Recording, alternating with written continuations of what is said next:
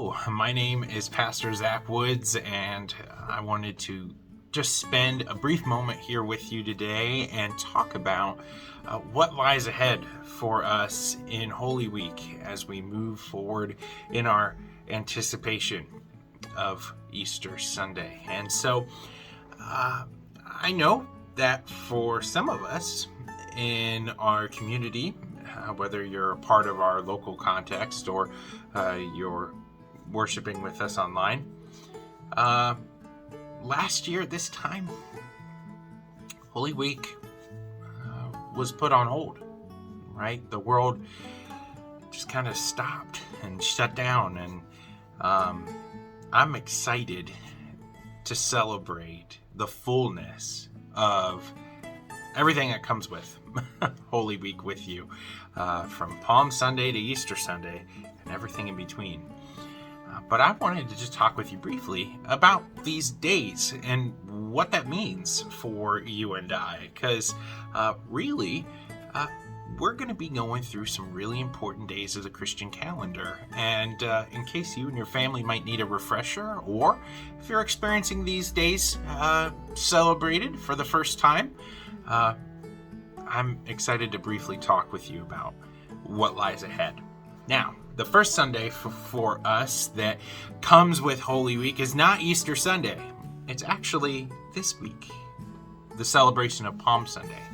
Now, Palm Sunday is also called Passion Sunday, and we read in Scripture this movement from Jesus called the Triumphal Entry, and that's when Jesus comes into Jerusalem, into the Holy Land, and that kind of sets up for us as Christians the narrative of the Passion, the narrative of what we eventually get to celebrate in Easter. But the reason why we call this Palm Sunday is because, as we're going to talk about in church this week, Jesus arrives in a very unconventional way and really takes a lot of the public of Jerusalem off guard. They weren't prepared for the entry of the king, and so they used what they had to celebrate the coming of the Messiah. And for a lot of them, they just managed to look around and grab some palm branches, and that was a big part of this festival, this celebration. And today, for us as Christians, we get to celebrate Palm Sunday by taking palms. And for Trinity, this is what your palms are going to look like. And I know for Emmanuel, palms are already being taken care of up there as well. So we get to share in the excitement that comes with the triumphal entry of Jesus, and get to talk about why that's important. Why was that such a big deal for folks back then, and why is it such a big deal for us now? Moving on in our time together, we don't just move from Sunday to Sunday. It's Holy Week, so we have the chance to celebrate different movements of the Jesus story together. And so on Maundy, Thursday, we get to celebrate Holy Communion together. As you see here on your screen, the Thursday before Easter, we're going to celebrate Maundy Thursday or Holy Thursday. And the origins of this celebration that we will take part at in Trinity United Methodist at 7 comes from the Latin word for command or declaration. And we know that through the Holy Meal, through the Last Supper, Jesus commands, whenever you eat of this bread and drink of the cup, you will remember the Lord's Day until He comes. And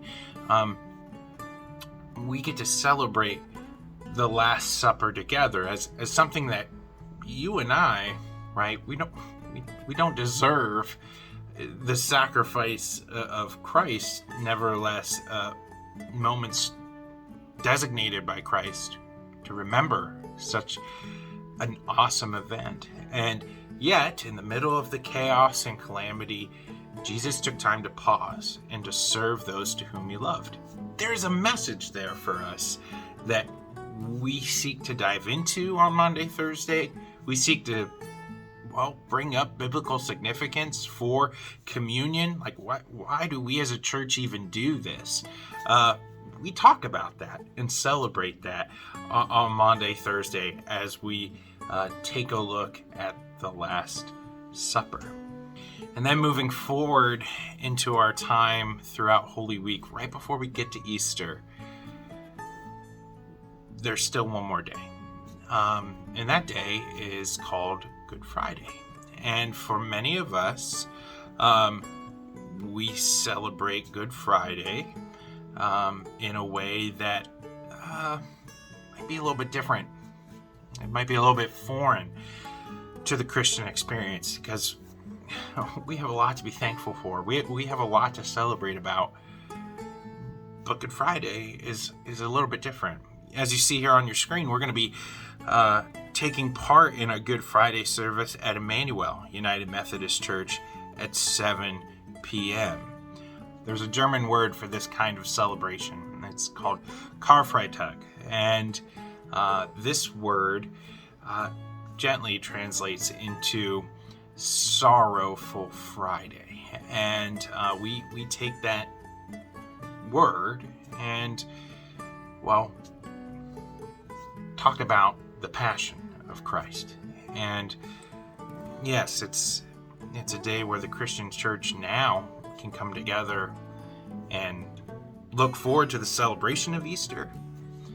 But really, Good Friday is a day of fasting. It's a day of just sorrow and penance and asking for forgiveness, because at the end of the day, it's my sin that put him on the cross.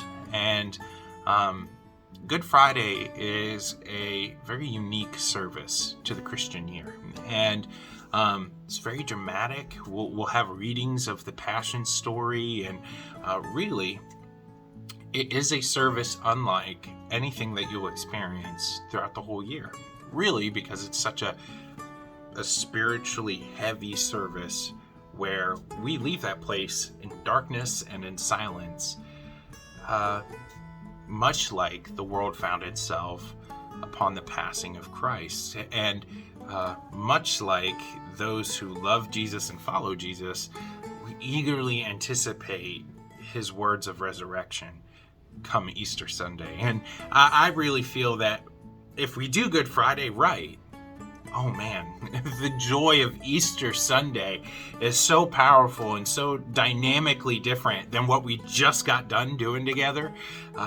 What an awesome time we're in for when it comes to Easter. But before we get to that day, I just wanted to fill you in and talk to you a little bit over Palm Sunday, Maundy, Thursday, and Good Friday. And hopefully you might be able to meet us at church, where we can celebrate and talk about the significance of everything that leads up to the story of Easter together. Peace be with you, and I hope to see you here or online real soon.